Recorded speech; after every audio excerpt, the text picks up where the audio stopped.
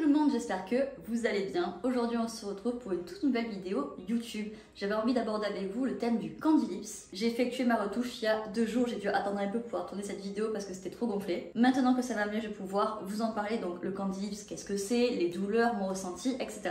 Donc avant de vous parler de qu'est-ce que le Candy Lips, etc., j'ai tout filmé. J'ai filmé quelques étapes, à chaque fois je vous le mettrai ici. Comme ça vous pouvez mieux voir le processus. Donc c'est parti, qu'est-ce que le Candy Lips?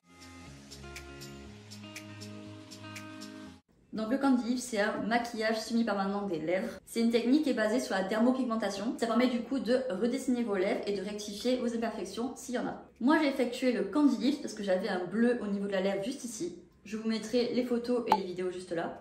Parce que quand j'étais plus jeune, j'avais pris un coup au niveau de la bouche. Et en fait, depuis, il y avait un bleu qui m'était sorti et il s'est jamais résorbé. Je vous avoue que j'avais un peu marre des gens qui faisaient que me demander si c'était un bleu, du stylo ou je ne sais quoi. Et j'avoue que ça a fini par me créer un complexe. Enfin, c'est plutôt les gens qui m'ont créé ce complexe-là parce que moi, au début, j'en avais rien à faire d'avoir un bleu. C'est vraiment tous les jours, tous les jours, tous les jours, surtout l'hiver.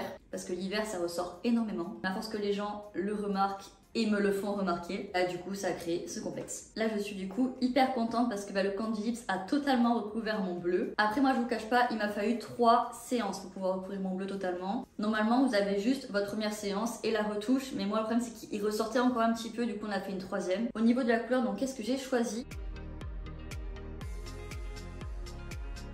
En gros, j'ai demandé à avoir un rendu naturel, c'est-à-dire la couleur qui se rapproche le plus de mes lèvres. Parce que moi, le but, c'était pas d'avoir des lèvres de couleurs différentes, c'était vraiment juste de cacher mon bleu. Au niveau de la couleur, vous pouvez choisir toutes les nuances de rouge, rose, corail. Moi, comme j'ai dit, j'ai choisi quelque chose qui se rapproche le plus de mes lèvres. Mais après, vraiment, vous pouvez décliner la couleur dans plein de teintes différentes. Au niveau du résultat et de la durée dans le temps, mais là, ça dépend que de vous. Ça dépend de comment vous en prenez soin, si le pigment accroche bien à votre peau. Faites bien attention à la couleur que vous choisissez de faire parce que c'est quelque chose qui va durer vraiment dans le temps. Selon les personnes, ça peut durer de 2 à 5 ans. Donc choisissez bien une couleur que vous êtes sûr d'aimer porter. Ensuite, une fois que j'ai choisi la couleur, là on va parler de l'acte en lui-même. Donc comment on procède? C'est comme un tatouage. Une fois que vous avez choisi la couleur, donc vous avez fait la première étape, on continue avec le tracé des lèvres. Donc là, on va venir en général tracer le contour au crayon blanc pour faire un repère et surtout voir si la forme vous plaît. Et quand le tracé est terminé et que vous êtes sûr de votre choix, c'est là où le tatouage commence. Et là, on va parler douleur. Au début, on vous met une crème anesthésiante pour essayer d'atténuer la douleur. Je vous avoue que sur moi, ça fonctionne pas très bien. Donc j'ai vraiment tout ressenti et ça fait très mal. Pas vous mentir, vous êtes comme moi et que la crème anesthésiante ça vous fait rien, c'est vraiment douloureux. Par contre, il y en a sur qui la crème anesthésiante marche très bien et qui ne ressentent rien du tout. Quand la crème anesthésiante marche, normalement vous êtes censé ressentir que des petits picotements. On commence par les contours et après on fait le remplissage. En termes de durée, ça dépend vraiment d'une personne à l'autre parce que moi j'avais vraiment mal donc j'ai dû faire des pauses. Et normalement, si tout se passe bien, il y en a entre 1 heure à 2 heures parce que dedans il y a le temps de pause de la crème anesthésiante. Du coup, il n'y a pas 1 ou 2 heures d'acte complet. Vous avez aussi des pauses où il faut attendre que l'anesthésie fasse effet. Ensuite, comment se passe la cicatrisation? Au niveau de la cicatrisation, je parle du moment où j'ai terminé le tatouage et quand c'est totalement cicatrisé. Donc là, je parle de mon expérience à moi. Quand je suis sortie du Candy Lips, j'avais les lèvres qui avaient triplé de volume. Mais ça, encore une fois, c'est propre à chacun. Il y en a, ils gonflent pas du tout. Moi, c'est tout l'inverse. Je peux vous dire qu'avec mes lèvres, je pouvais déboucher les toilettes. D'ailleurs, si j'ai des photos, je vous les mettrai. Mais j'avoue, je suis pas sûre d'avoir pris ça en photo. Parce que quand j'ai vu ma tête, forcément, j'ai pris peur. Mais je m'étais habituée parce que c'était la 3e fois que je le faisais. Donc à chaque fois, je réagis de la même manière. Mais ça surprend.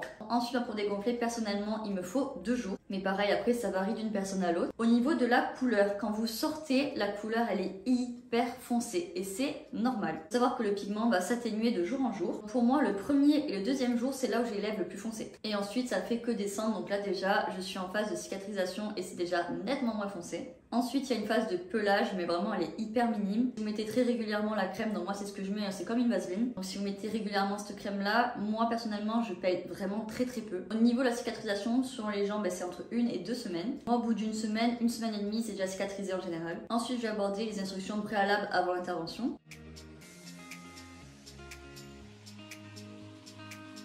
Donc comme pour les tatouages classiques, il est recommandé de ne pas boire d'alcool parce que l'alcool peut fluidifier le sang et du coup rendre la peau hypersensible et du coup provoquer des saignements. Il est aussi conseillé de manger quelque chose avant d'y aller pour que le taux de sucre reste stable dans le sang. Ensuite, quels sont les risques d'un tatouage semi-permanent?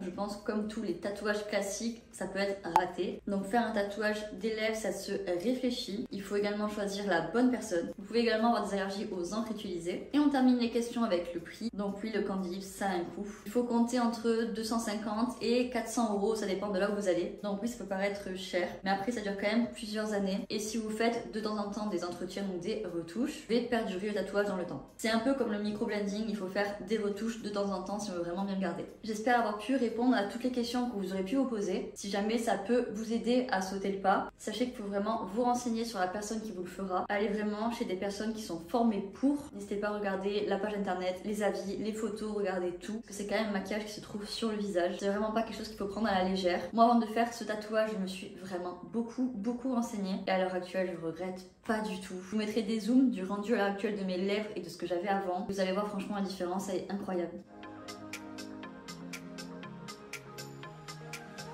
En tout cas, j'espère que cette vidéo vous aura plu et aura pu vous aider. Et nous, on se retrouve bientôt dans une nouvelle vidéo YouTube. Bye bye!